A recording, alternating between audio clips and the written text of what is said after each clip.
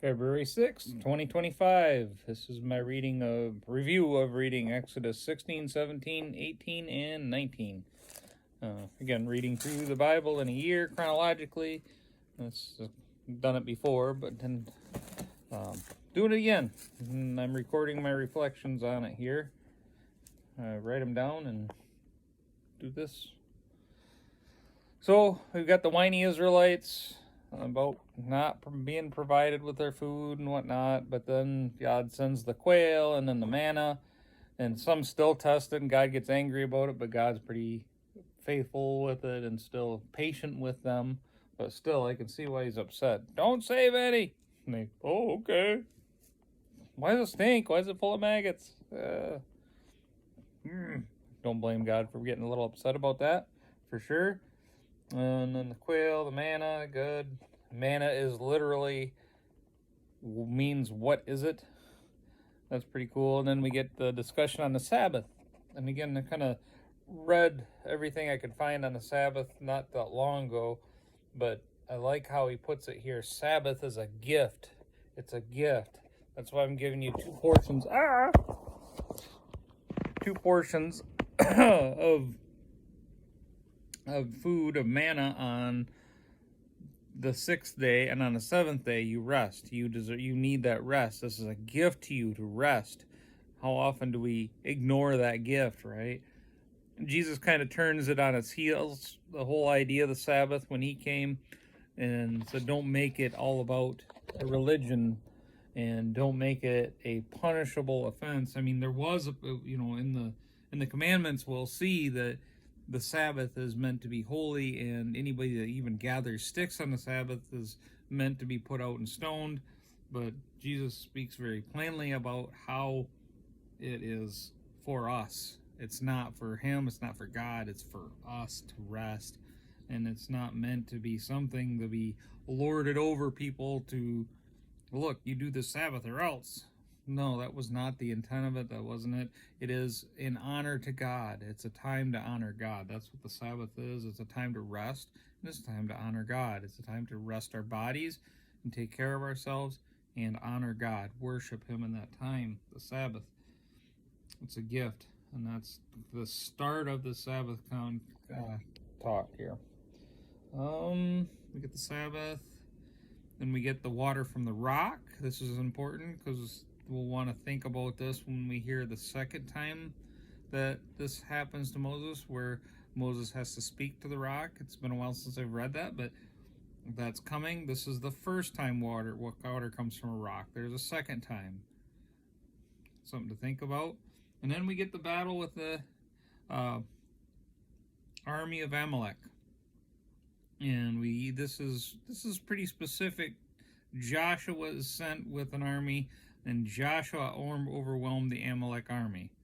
And it took Aaron and Hur to lift up Moses' arms. As soon as Moses' hands were up, I guess in praising the Lord or just over top of it, the Israelite army was doing well. And when Moses got tired and put his hands down, they didn't do so well. So Aaron and Hur noticed this and held Moses' arms up, and they were able to. The Israelite army was able to defeat the army of the Amaleks. So pretty interesting there. That sometimes we just need help, and it's strange how our actions really kind of define, or Moses' actions here define that battle.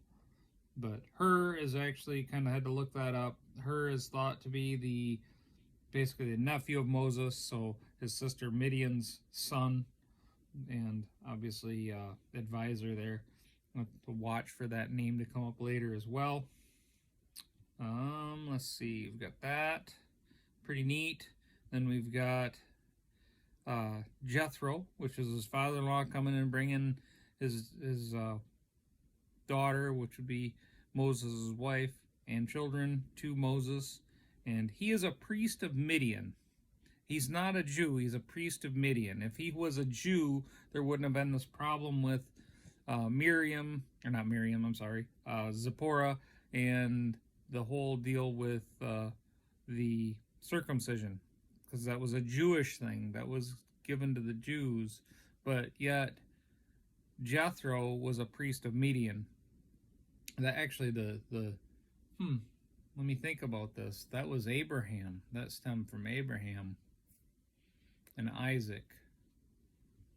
But yet there was a problem with the circumcision, with Zipporah not wanting to do that. But if she was, something to consider there anyway.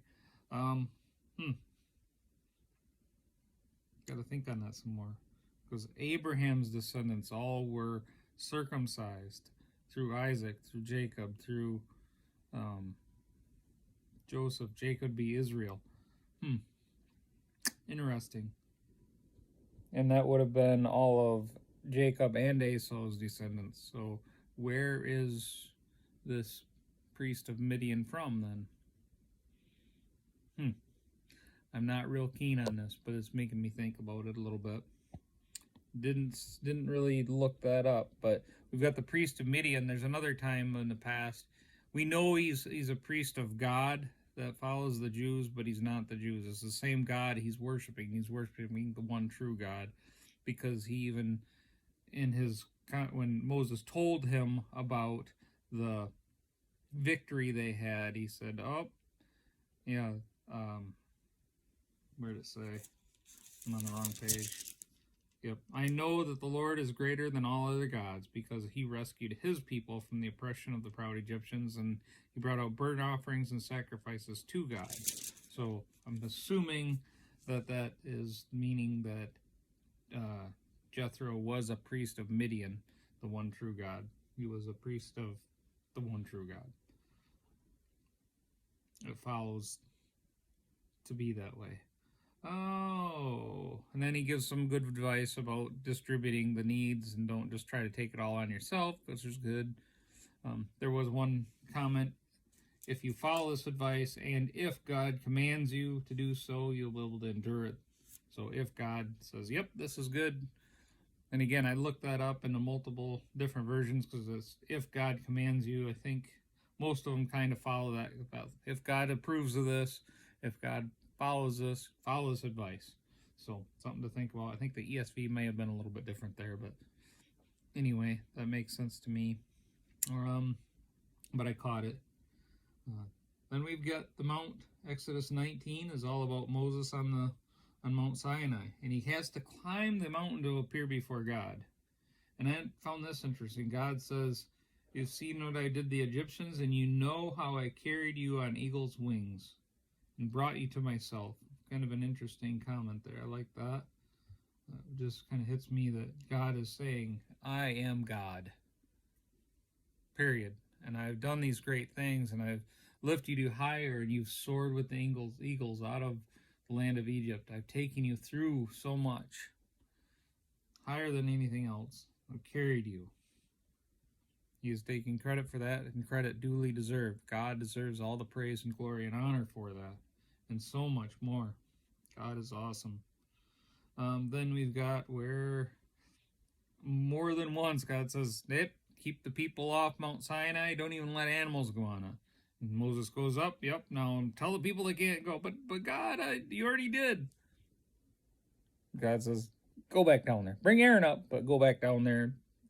You know these people. Tell them again.